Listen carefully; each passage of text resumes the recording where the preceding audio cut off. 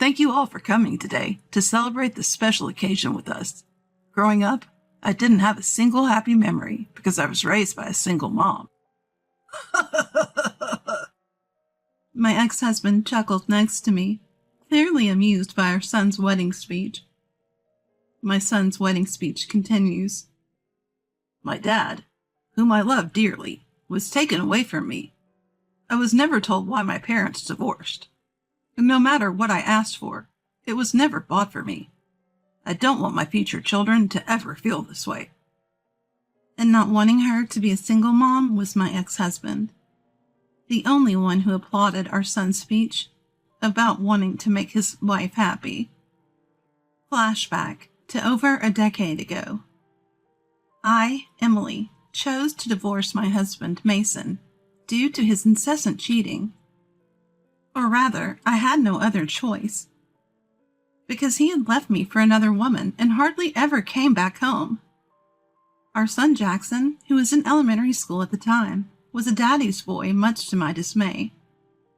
Mason might have been a terrible husband, but he was a fantastic dad. He'd buy Jackson any toy he wanted and take him anywhere he wished to go. While I was relieved to be rid of a terrible husband, Jackson had to experience the loss of a fantastic dad, and our relationship became strained. Mason was never a big earner.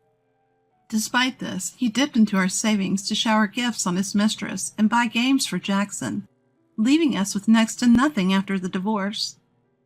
He was estranged from his own parents, so he had almost no ability to pay alimony or child support, leaving me with very little.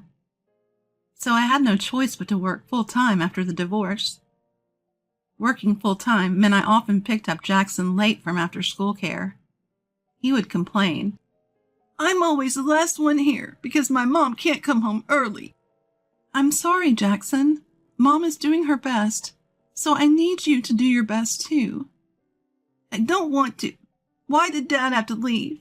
I want to go live with him." Every time Jackson said this, all I could say was, "I'm sorry."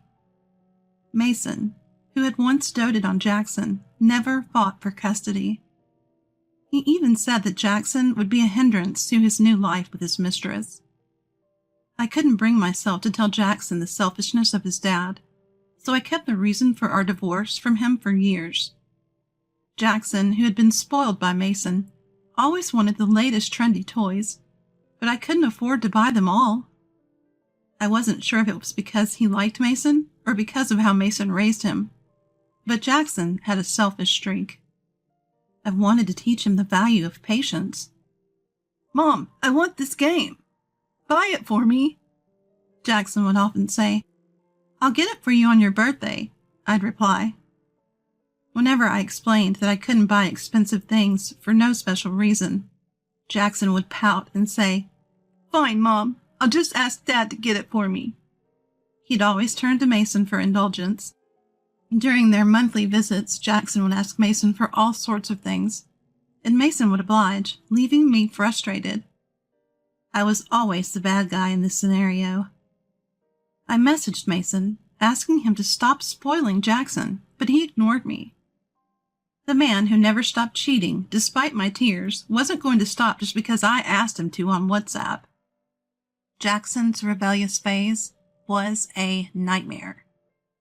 He'd go out at night, break school rules, and I lost count of how many times I had to apologize to his teachers. But as time passed, I found myself cherishing those difficult days, pouring love into raising Jackson. Eventually, Jackson became an adult and one day brought home his girlfriend, Charlotte. Charlotte was a junior colleague at my workplace. There were men at our office. They were mostly older. Charlotte often complained, "There's no one to date here." So I showed her a picture of Jackson and said, "If you're interested, I can introduce you to my son." She was surprisingly keen. Jackson also had a positive reaction to Charlotte's photo. I gave them each other's contact information and left it to them. Before I knew it, they were a couple and came to our house looking serious. I was a bit anxious as I served coffee to Charlotte and Jackson. The two of them coming to the house together like this could only mean one thing. They were thinking of getting married. My hunch was right. Jackson, looking a bit shy, said, "Actually, we're thinking of getting married." "There's a baby on the way," Charlotte added, smiling and rubbing her flat belly. I hadn't expected this, but I was thrilled. "Oh, that's wonderful," I exclaimed, and we all celebrated by eating the cake I had prepared. Despite the challenges of raising a rebellious Jackson, I felt a sense of relief, as if my parenting journey had finally come to an end. Jackson and Charlotte wanted to have their wedding ceremony before her pregnancy became too apparent. Everything moved smoothly towards the wedding. A meeting of both families was quickly arranged, and we greeted Charlotte's parents. The meeting took place in a private room at a restaurant. Meeting Charlotte's parents for the first time, it was clear they were as warm and kind as she was. Charlotte talked about how her parents had raised her and introduced her own parents to everyone. When it was Charlotte's turn to introduce her parents, she said, mixing in some humor, "These are my wonderful parents. I hope they get along well with Miss Emily." Then it was my turn to be introduced. As I nervously wondered what would be said, Jackson pointed at me and simply said, "This is my mom." That's it. Charlotte and her parents looked stunned, but I was the most shocked of all. I had raised Jackson as a single mom, doing my best, and all he had to say was that? Feeling both sad and frustrated, I tried to lighten the mood. "I'm sorry, my son is a bit shy." Charlotte chimed in, Yes, Jackson is really shy," desperately trying to smooth things over.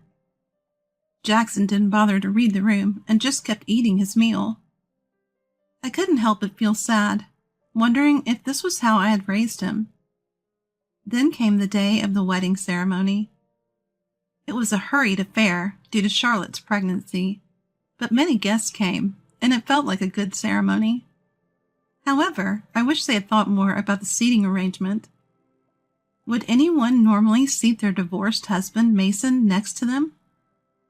Though we had been in touch via WhatsApp, seeing Mason in person after so long was irritating. He casually said, "Hey, how have you been?" Remembering the days when I cried holding a young Jackson because of Mason's infidelity, I coldly replied, "Fine," and ignored him for the rest of the event.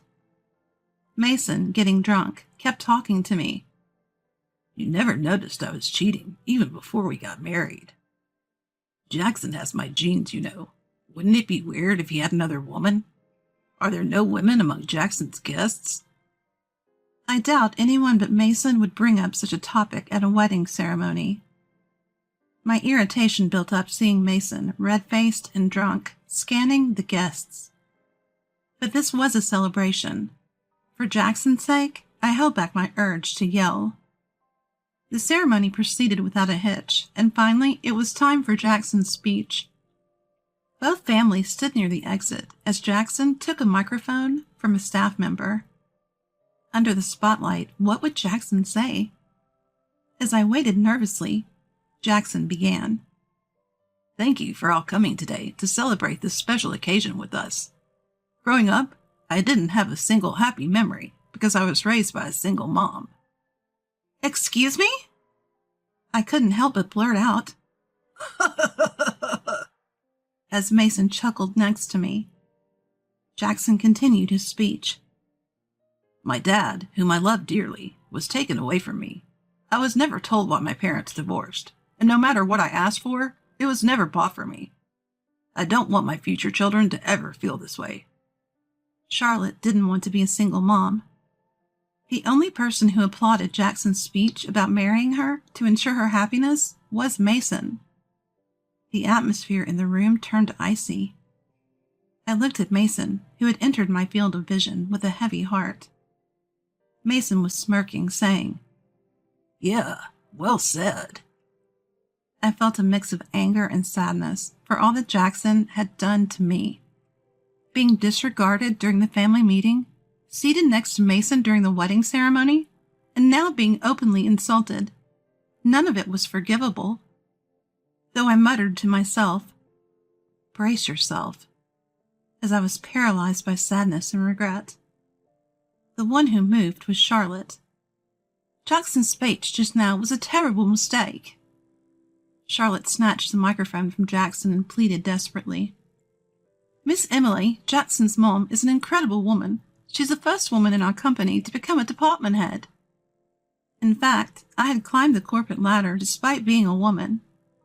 Jackson probably didn't know because he never cared about my career." "Department head? Mom is?" Jackson's surprised voice was drowned out by my subordinates, led by Benjamin, who stood up. "Yes, Miss Emily treats everyone fair and is an amazing boss. She never had a day when she didn't think about her son, Jackson, even while raising him." Benjamin, who had worked with me for years, knew I had juggled work and parenting. I was deeply touched that he valued my efforts. Charlotte glared at Jackson and said through the microphone, "I will divorce Jackson." "What? Why?" "Because someone who doesn't appreciate or even try to understand his mom's efforts can't be trusted to value a wife and a child. Being a single mom doesn't mean the child will be unhappy. That's just your misconception. I will return all the congratulatory gifts we received today. I apologize for the inconvenience after you've all come this way." Someone said, "Well said," and applause followed. Jackson looked bewildered, his face pale, while Charlotte stood tall and looked stunning. Guests began to leave the wedding venue, and Mason had also disappeared. Left behind were just me and Charlotte's parents. Charlotte's dad was red-faced with anger. When I said, "I apologize for Jackson," he kindly replied, "You have nothing to apologize for." Charlotte said, "Let's go," and we left the wedding venue. Jackson was left in the lobby shouting, "Why is this happening?" He looked pitiful and miserable. Charlotte and Jackson did end up divorcing. Jackson had already moved in with Charlotte and initially planned to return to my house, his childhood home. However, I had moved without telling him, leaving him without a place to go. A troubled Jackson called me. "Mom, where are you? I can't just lose my childhood home like this." "Jackson, have you ever had a happy moment being raised by me? If not, there's no point in living together now. I won't tell you where I am." "Don't say that, Mom. Living alone is lonely." His voice sounded like he was about to cry. I wavered, but remembered his speech and decided we shouldn't live together. "You loved Dad, right? Go live with Mason. It's better if you stay out of my life for your own happiness." "Mom, wait. That speech was just a joke." "I didn't raise a son who would make such a joke at a moment like that. Goodbye. Take care." After hanging up, I blocked Jackson's number. Cutting ties with my son was sad, but I felt somewhat relieved after all the terrible things he'd done to me. I heard from Mason that Jackson took my advice and visited him. Mason, who had just broken up with his girlfriend, welcomed Jackson. But two selfish people living together couldn't last long. Mason would get drunk every night and insult Jackson, leading to nightly arguments. Mason even borrowed money from Jackson's wallet and gambled it all away, causing Jackson to storm out. Mason said, "I don't need a tight-fisted son like that. After all I bought for him, he makes a fuss over a little money." So it's unlikely Mason will help Jackson in the future. I don't know where he is now, but it seems he's truly alone. In contrast, I was enjoying my life. Charlotte often visited with her newborn, Ava. "Please teach me how to be a single mom," Charlotte said. "The first lesson is not to raise a selfish son like that," I replied, and Charlotte laughed. I think of Ava as adorable and Charlotte as a daughter. I've continued to interact with Charlotte's parents, and we've even gone on short trips together. "Parenting is harder than I thought. You're amazing for doing it alone, Miss Emily," Charlotte often says. I simply reply, thank you, without any false modesty. If I downplayed it, I'd be negating all the hard work I'd put in back then. The efforts that neither my husband nor my raised son acknowledged. I might as well acknowledge them myself. Watching Ava grow, little by little, alongside Charlotte, has become one of my joys in life, and I feel truly happy about it.